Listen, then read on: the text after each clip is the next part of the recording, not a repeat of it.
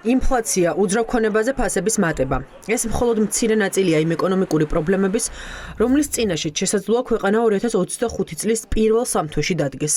მას შემდეგ, რაც დეკემბერში პოლიტიკური კრიზისი დაიწყო, ქვეყანაში ეკონომიკური მდგომარეობა მკვეთრად გაუარესდა.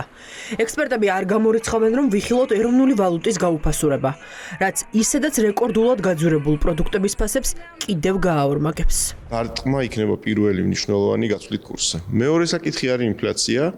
იქიდან გამომდინარე, რომ ეს ორი ფაქტორი დაკავშირებულია ერთმანეთთან, როდესაც კურსის გაუფასურების რისკები იზრდება, როგორც წესი, ეს არის მამოძრავებელი მთავარი ინფლაციის გამომწვევი. მესამე ეს არის აქტივობა, უკვე საინვესტიციო ტიპის აქტივობა, უპირველეს ყოვლისა ეს ეხება უძრავქონების ბაზარს, მაგრამ ასევე სხვა, ესე ვთქვათ, საინვესტიციო ტიპის აქტივობებს, როდესაც უნდა დავინახოთ ახლა, როგორ იწყება წელი ეკონომიკისთვის, ბევრი ქართველი და უცხოელიც, რომელიც საქართველოში უძრავქონებას იძენდა, დღეს დაფიქრდება ორჯერ, რამდენად ღირს საქართველოში ამ ეტაპზე ამ ფასების პირობებში უძრავი ქონების შეძენა. მას შემდეგ, რაც ქართულმა ოცნებამ უარი თქვა ევროინტეგრაციის პროცესის გაგრძელებაზე და ხალხი უკვე მე-40 დღეა ქუჩაში დგას, საქართველოს ინვესტორებისთვის მიმზიდველი ქვეყანა აღარ არის.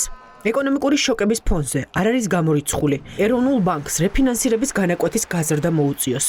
ეს კი პირდაპირ კავშირშია სესხებზე ტარიფის მატებასთან. როგორც ჩანს, ქვეყანას მძიმე სამი თვე ელოდება.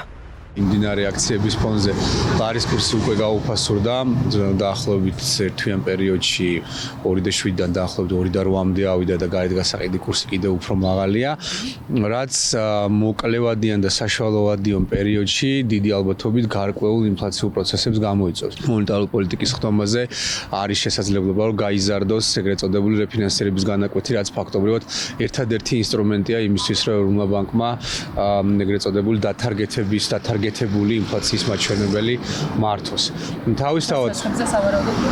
თავისთავად ეს ამას მოყვება, რა თუ გაიზრდება რეფინანსირების განაკვეთი, რა თქმა უნდა, ამას მოყვება სესხებზე საპროცენტო განაკვეთების ზრდა. ეკონომიკური თვალსაზრისით უნდა ველოდეთ პირველი მსხვერპლი ამის იქნება ლარი.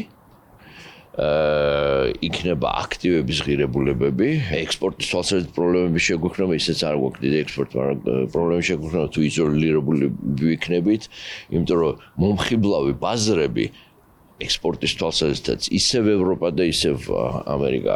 ამ ფონზე უკვე ამოიწურა თავისუფალი ბიზნესის განცხადებაზე ხელმოწერის ვადა.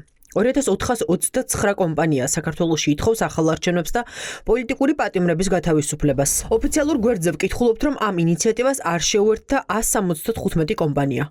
მათ შორის არიან ბანკები, ფარმაცევტული კომპანიები და კვების ობიექტები. თავისუფალი ბიზნესების პლატფორმაზე უკვე დასრულდა არსებულ განცხადებაზე მიერთება და 2400-ზე მეტი კომპანია უკვე შემოუერთდა ამ განცხადებას.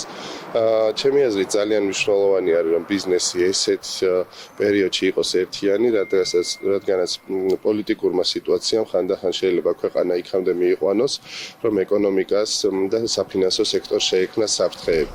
ეკონომიკური კრიზისი უკვე დაანონსებულია. ერთადერთ გამოსავალს ეკონომისტები ახალ არჩევნებში ხედავენ. სხვა შემთხვევაში შესაძლოა კრიზისი უფრო მეტად გაღრმავდეს.